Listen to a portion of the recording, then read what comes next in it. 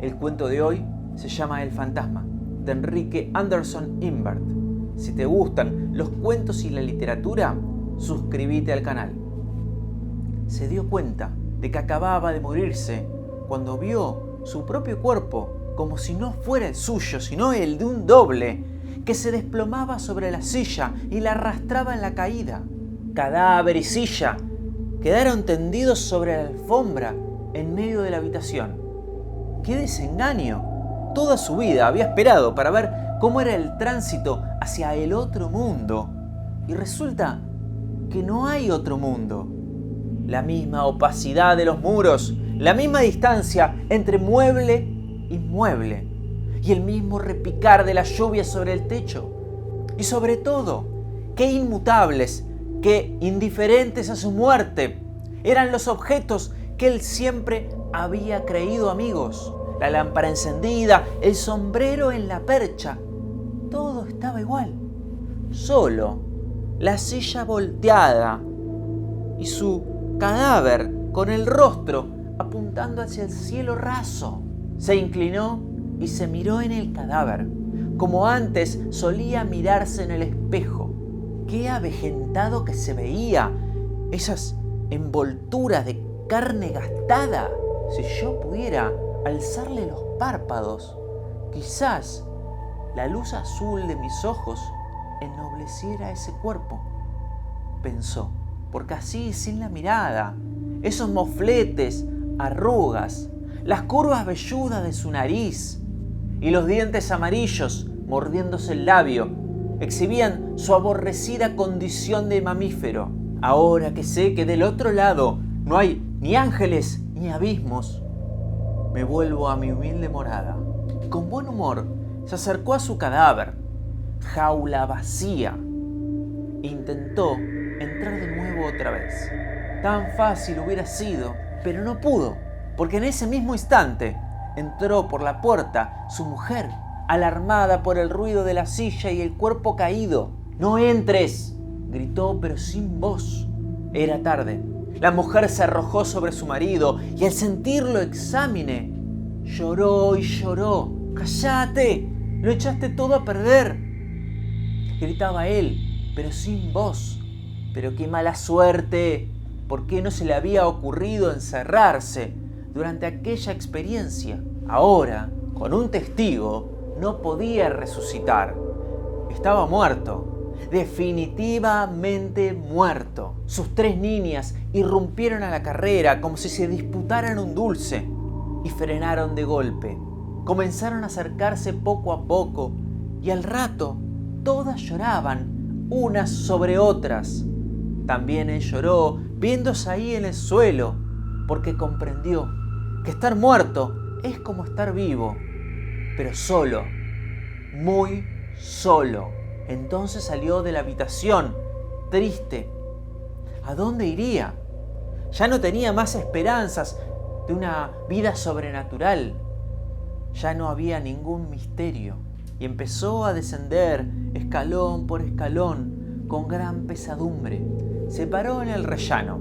Acababa de advertir que, muerto y todo, seguía creyendo que se movía con sus extremidades, con sus piernas y sus brazos.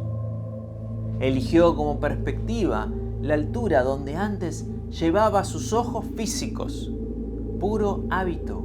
Quiso entonces probar las nuevas ventajas de estar muerto y se echó a volar por las curvas del aire. Lo único que no pudo hacer fue traspasar los cuerpos sólidos. Chocaba contra ellos. No es que le doliera, pero simplemente no podía atravesarlos. Puertas, ventanas, pasadizos, todos los canales que abre el hombre para sus actividades seguían imponiendo direcciones a su revoloteo. Pudo colarse por el ojo de una cerradura, pero a duras penas. Solo podía penetrar por las rendijas que los hombres descubren a simple vista. ¿Tendría acaso el tamaño de la pupila de un ojo? Sin embargo, él se sentía como cuando vivo. Invisible, sí, pero no incorpóreo. No quiso volar más y bajó al suelo a retomar su altura como hombre. Conservaba la memoria de su cuerpo ausente, de las posturas que había adoptado antes en cada caso. Evocaba así a su alrededor su propia figura y se insertó donde antes tenía las pupilas. Esa noche veló al lado de su cadáver junto a su mujer. También se acercó a sus amigos y oyó sus conversaciones. Lo vio todo, hasta el último instante, hasta que los terrones del camposanto sonaron lúgubres sobre el cajón y lo cubrieron todo. Él había sido toda su vida un hombre doméstico, de la oficina a su casa y de su casa a la oficina. Nada fuera de su esposa y sus hijas. No tuvo entonces tentaciones de viajar al estómago de una ballena o recorrer el gran hormiguero. Prefirió hacer lo que hacía antes, sentarse en su gran sillón y gozar de la paz de los suyos. Pronto se resignó a no poder comunicarles ningún signo de su presencia. Le bastaba con que su mujer alzara los ojos y mirase su retrato en lo alto de la pared. A veces se lamentó no encontrarse en sus paseos con otro muerto, por lo menos para cambiar impresiones, pero él no se aburría. Acompañaba a su mujer a todas partes y también iba al cine con las niñas. Cuando llegó el invierno, su mujer cayó enferma. Él deseó que muriera. Tenía la esperanza de que al morir, el alma de ella viniera con él y le hiciera compañía. Y entonces pasó. Su mujer se murió. Pero su alma era tan invisible para él como lo era para las huérfanas. Quedó otra vez solo, más solo aún, porque ahora ya no podía acompañar a su mujer. Se consoló con el presentimiento de que el alma de su mujer estaba en algún lado, acompañando a sus hijas. ¿Se daría cuenta su mujer de que él también estaba ahí? Y sí, claro, obvio, si era lo más natural.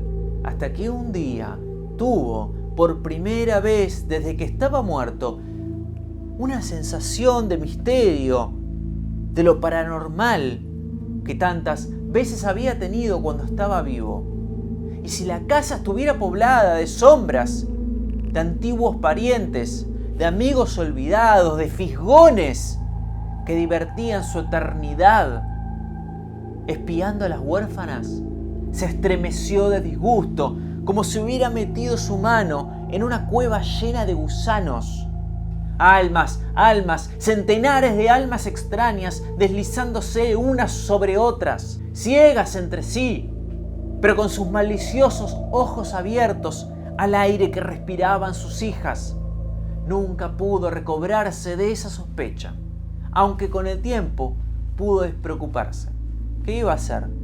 Su cuñada adoptó a las huérfanas. Allí se sintió de nuevo en su hogar. Entonces pasaron los años y vio morir solteras a una tras otra de sus hijas.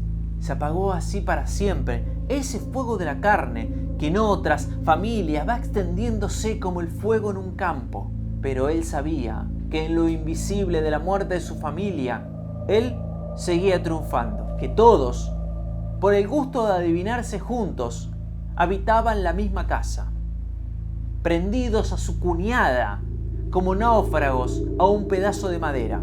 Tiempo después se murió su cuñada. Se acercó al ataúd donde la velaban y miró su rostro, que todavía se ofrecía como un espejo al misterio, y sollozó. Solo, muy solo, terriblemente solo. Ya no había nadie en el mundo de los vivos que los atrajera a todos con la fuerza del cariño. Ya no había posibilidades de citarse en un punto del universo. Ya no había esperanza. Entre los cirios en llama debían estar su esposa y sus hijas. Les dijo adiós, sabiendo que no podían oírlo. Salió del patio y voló noche arriba. El fantasma, Enrique Anderson Imbert.